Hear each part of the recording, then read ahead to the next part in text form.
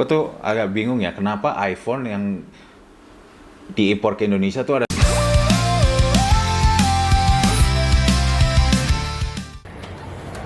Halo guys,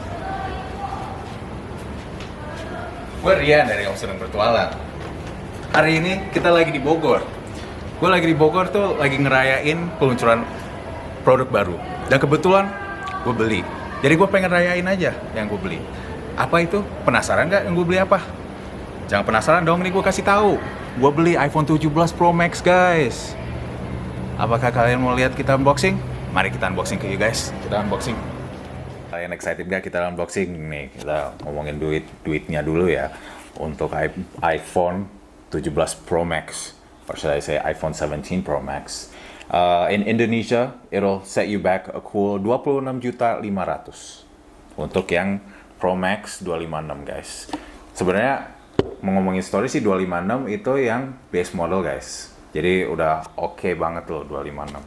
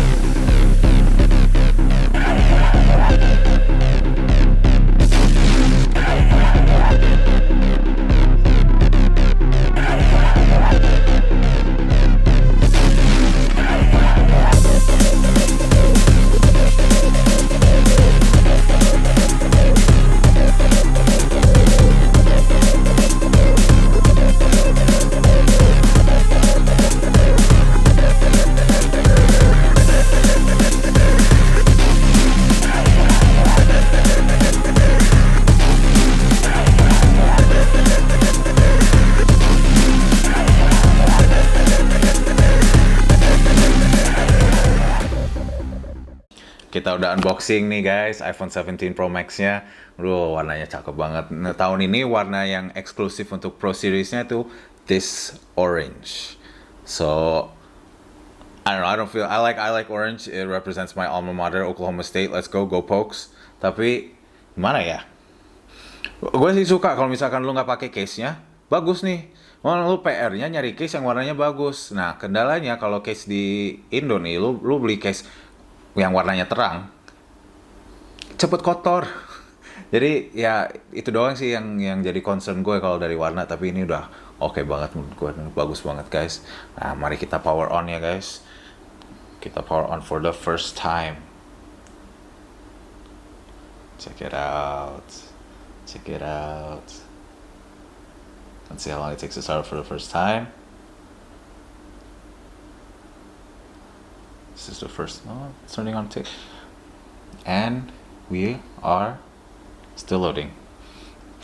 Still loading. Here we go. Check out that screen. Welcome. Alright. Wow, look how clear that screen is guys. Terus kita, sebelum gue setup apa-apa nih, gue cuma mau jelasin ya, quick rundown nih apa aja untuk iPhone 17 Pro Max. Kayak iPhone 16 Pro Max sebelumnya, you have for the camera, this switch right here. It's a physical button and it also has a sensor, so you can do this and you have haptic feedback here. Terus kita balik lagi dari zaman iPhone 15, action button. Terus untuk yang 17 sekarang bezelnya itu sangat tipis. Kalau bisa kelihatan tuh bezelnya tipis sekali. Nah, untuk Dynamic Island-nya lebih kecil nih di seri 17 Pro. Jadi sensornya memang lebih kecil tapi lebih bagus. Jadi layarnya lebih lebih banyak lo dapet, screen ratio-nya lebih dapet. Ya, terus gue setup dulu ya guys. Ini nanti kita rundown-nya habis kita setup. Oke, kita bahas beberapa fitur baru di 17 Pro Max. Tadi kan udah dibahas all the yang kelihatan ya. Nah, coba kita bahas.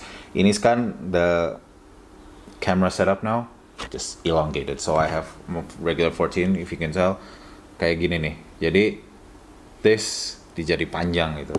Kan ini supaya we have the LiDAR sensor and all your sensors here, and then you have your 3 cameras here. So everything you need ya pack di dalam sini. Nah, kita lihat nih, kenapa nih warnanya two tone kayak begini. Ini yang Apple bahas. Kan ini pakai full aluminium unibody. Itu artinya semua ini dari satu potongan besi. Ya, bukan besi sih. Potongan aluminium. Nah, kenapa dia two tone gini? Ini kan mereka pasang supaya wireless chargingnya masih dapat. Makanya kita warnanya beda nih. Kita dapat two tone kayak gini. Nah, apalagi ya yang baru di sini. Ini lebih tebal ya dari iPhone 16 Pro Max sebelumnya. Itu karena ada satu alasan.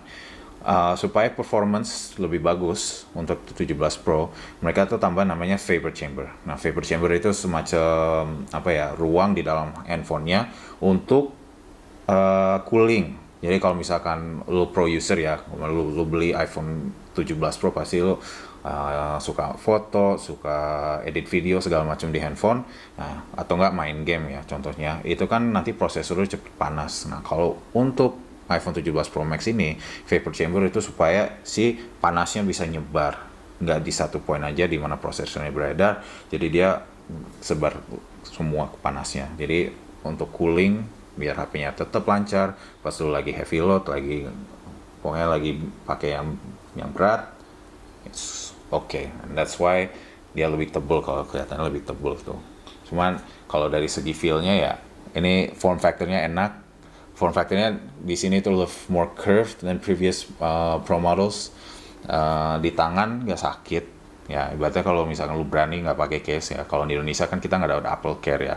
Kalau misalkan lu di luar lu ada Apple Care, kalau jatuh pecah lu bisa ganti unit. Kalau Indonesia-nya ya agak sulit ya untuk ganti. Jadi pasti kita pakai case. Nah, gua nggak tahu nih rasanya pakai case, gua belum beli case-nya.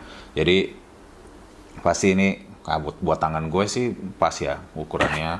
Beratnya juga ini iPhone 14 Pro biasa aja ini berat banget dibandingin 17 Pro. Jadi untuk day to day kayaknya enak nih. Buat ngantongin juga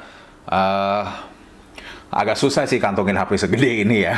Kalau misalkan lu lagi pakai jeans atau pakai mungkin celana kerja bisa sih kantongin. Cuma gue saranin paling lo taruh di sini kalau suka kerja, atau enggak lu taruh di tas nih. Kalau dikantongin ada susah. Jadi ini mungkin HP pakai kereta apa gimana lu nggak mungkin ngantongin sih. Ini little big, if that makes sense. Terus apa ya? First impression nih enak di tangan, ergonomis, and the screen quality is really crisp. This is Apple's new 120 Hz display, and yeah, dia mungkin tetap sih Samsung kalau misalkan untuk display itu king, but this is getting pretty close. Gue tuh agak bingung ya, kenapa iPhone yang diimpor ke Indonesia tuh ada stiker Made in China di sini. Lo kalau misalnya lihat video lain orang unboxing ya, yang iPhone yang di luar itu nggak ada stiker ginian. Gitu. Tapi misalkan gue copot nih, terus gue mau jual lagi di Indo, nanti pasti orang bacot bilang itu stikernya di mana? Lu pasti itu bukan beli di iBox, pasti lu belinya di luar negeri nih, nggak ada stiker Made in China-nya. What for? You don't need this. Stop putting useless stickers on the phone. It's useless. Oke, gue cuma pengen keluar unek-unek gue kayak gitu sih.